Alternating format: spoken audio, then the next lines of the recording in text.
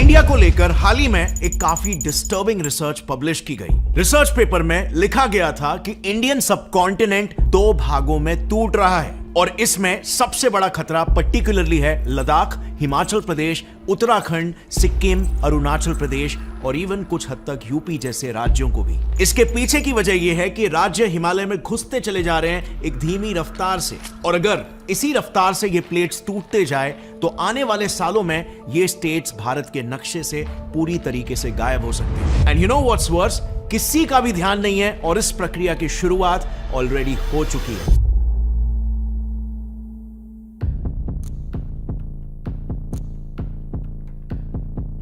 Covered at this road, and you can see it's a full winger crack and a hand can go inside it, so it's a handful crack we can say. दरअसल दिसंबर 2023 में China के ocean university के geologist जब Indian tectonic plates के northern as को study कर रहे थे तब उन्होंने उसमें एक ऐसे विचित्र फिनोमेनन को ऑब्जर्व किया जो अब तक किसी भी दूसरे टेक्टोनिक प्लेट में नहीं देखा गया था। बाकी के टेक्टोनिक प्लेट्स अगर कभी स्प्लिट होते भी है तो भी वो इस तरह से होते हैं। हमने रिसेंटली जो अफ्रीका की स्प्लिटिंग पर वीडियो बनाया था वो वीडियो भी इसी तरह की स्प्लिटिंग के बारे में, लेकिन भारत के प्लेट्स की जो स्प्लिटिंग हो रही है ना वो ऊपर नॉर्थ की तरफ से कुछ ऐसे हो रही है, मानो जैसे कोई पीस ऑफ पेपर का लैमिनेशन उखड़ रहा हो। अब ऐसे में काफी सारे सवाल पैदा होते हैं कि आखिर इंडियन टेक्टोनिक प्लेट्स के साथ ऐसा क्या हो रहा है भारत की सतह के नीचे, पृथ्वी की गहराइयों में आखिर ऐसी कौन सी प्रक्रिया घट रही है जो भारत को चाइना में ढकेल रही है? क्या इससे हमारे नॉर्दर्न स्टेट्स, इवन हिमालय पर्वत कुछ ही सदियों में बस हमारे इतिहास का एक हिस्सा बनकर रह जाएंगे? और उससे भी इंपॉर्टेंट बात, इस कैटास्ट्रोफिक इवेंट के बाद आखिर हमारे भारत का फ्यूचर कैसा होगा? वेल, इंटरेस्टिंग बात पता है क्या है? इन्हीं जवाबों को ढूंढने के लिए अगर आप बैक ट्रेस करते करते समय में पीछे चले जाओगे तो ये आपको पृथ्वी की एक स्पेसिफिक जगह की ओर लेकर जाएगा और वो है तिब्बत।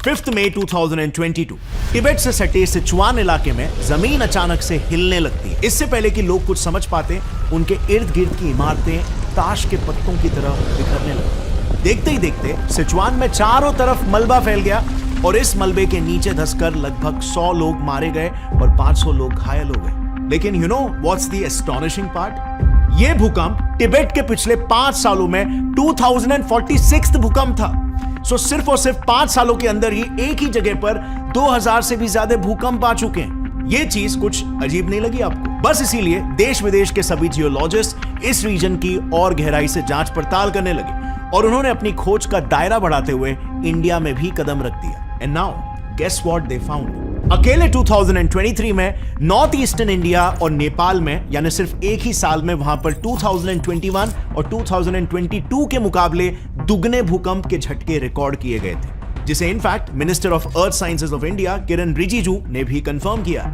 अब ऐसे में शुरुआत में तो सभी जियोलॉजिस्ट को लगा कि ऐसा इसीलिए हो रहा है क्योंकि लद्दाख, उत्तराखंड, अरुणाचल प्रदेश, नेपाल और तिब्बत ये सभी प्लेसेस दो टेक्टोनिक प्लेट्स, इंडियन प्लेट और यूरेशियन प्लेट की बाउंड्री पर स्थित है और नेचुरली ऐसे बाउंड्रीज पर भूकंप आना कॉमन होता है। But you know this was not enough, there was more to it.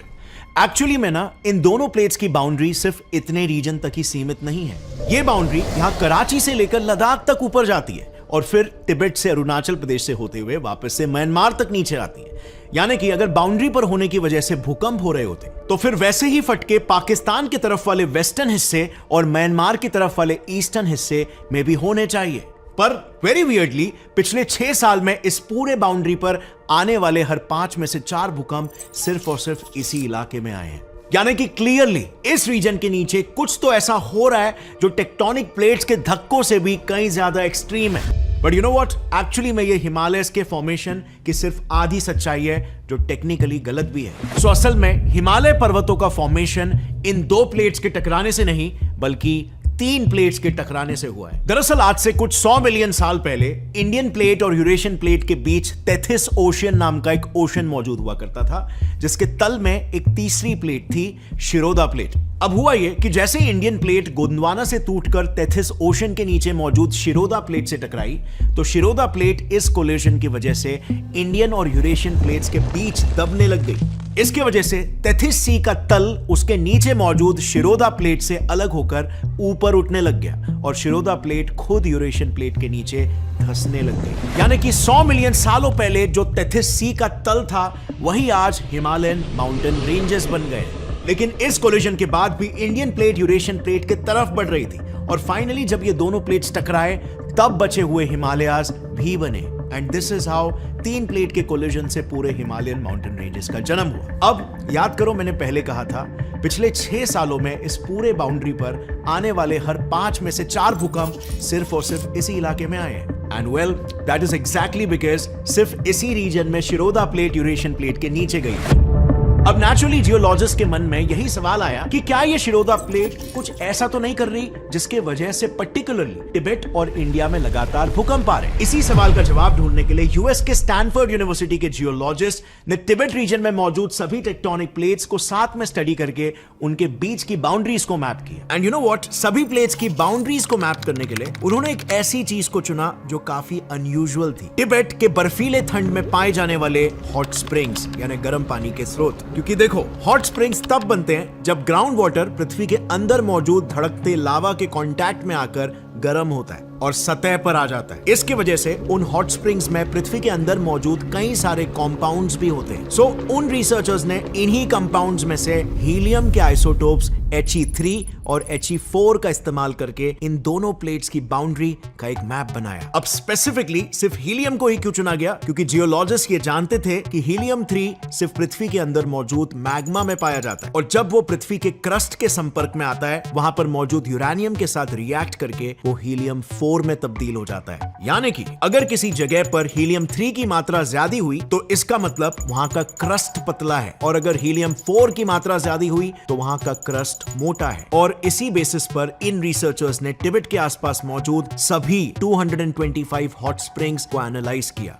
And then what they found was totally shocking. जहां पर normally Indian plate 100 kilometre thick है, वहीं इस मैपिंग में यह देखा गया कि तिब्बत के एरिया में वो सिर्फ 80 किलोमीटर ही थिक है, यानी 20 किलोमीटर पतली। इस ऑब्जर्वेशन के बाद जियोलॉजिस्ट को यह यकीन हुआ कि नक्की इन प्लेट्स के नीचे कुछ तो ऐसा हो रहा है जिसके वजह से ये प्लेट एकदम पतली होती जा रही है। पर आखिर ऐसा क्या हो रहा है जिसके वजह से इन प्लेट्स की थिकनेस कम होती जा रही है? इसी सवाल का जवाब जानने के लिए 2023 में चाइना के ओशियन यूनिवर्सिटी ने इस पूरे प्रॉब्लम को एक फ्रेश पर्सपेक्टिव से स्टडी किया। दरअसल चाइना के जियोलॉजिस्ट ने सोचा कि क्यों ना तिब्बत में मौजूद इंडियन प्लेट को एक ऐसी टेक्निक के साथ स्टडी करें जिससे हम एग्जैक्टली ये देख सकते हैं कि पृथ्वी के अंदर एक्चुअली में क्या हो रहा है। और इसके लिए जियोलॉजिस्ट ने तिब्बत के अर्थक्वेक नापने वाले 94 साइज्मिक स्टेशंस से अर्थक्वेक वेव्स का डेटा इकट्ठा किया और फिर उस डेटा को वो डिटेल में स्टडी करने लगे। वजह यह थी कि जब भी किसी रीजन में भूकंप आता है तब उसके सेंटर से 2 टाइप्स के वेव्स एक के बाद एक बाहर आते हैं। सबसे पहले प्राइमरी यानी कि पी वेव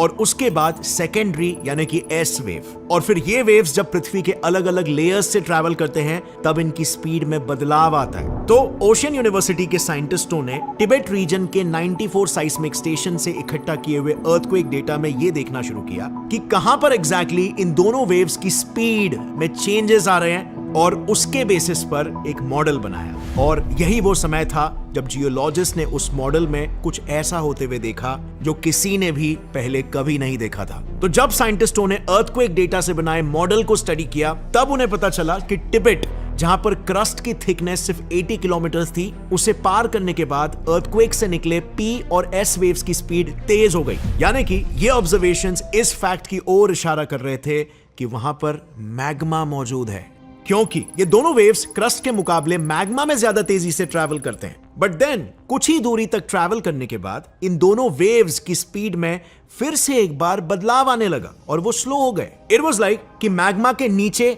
वापस से सॉलिड क्रस्ट मौजूद है। यानी सिचुएशन कुछ ऐसी थी कि क्रस्ट के नीचे मैग्मा था और उस मैग्मा के नीचे वापस से क्रस्ट। और इससे साइंटिस्टों ने यह अंदाजा लगाया कि असल में किसी वजह से तिब्बत रीजन में मौजूद इंडियन प्लेट में ऐसा एक क्रैक आया होगा जिसे पृथ्वी के अंदर मौजूद मैग्मा ने भर दिया।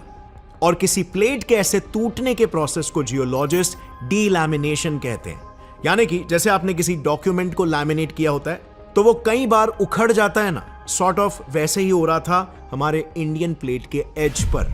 अब इससे फर्क क्या पड़ता है? जैसे कि मैंने पहले कहा, भारत की जमीन हर साल धीमी रफ्तार से हिमालय के नीचे घुस रही है और इसी रफ्तार से आने वाले कई हजारों सालों में हमारे नॉर्थ के ये स्टेट्स और यूपी के नॉर्दर्न बॉर्डर का कुछ हिस्सा भारत के नक्शे से हमेशा के लिए गायब हो चुका होगा। और ऊपर से हिमालय पर्वतों का भी भविष्य कुछ बहुत ही सुनहरा नहीं है।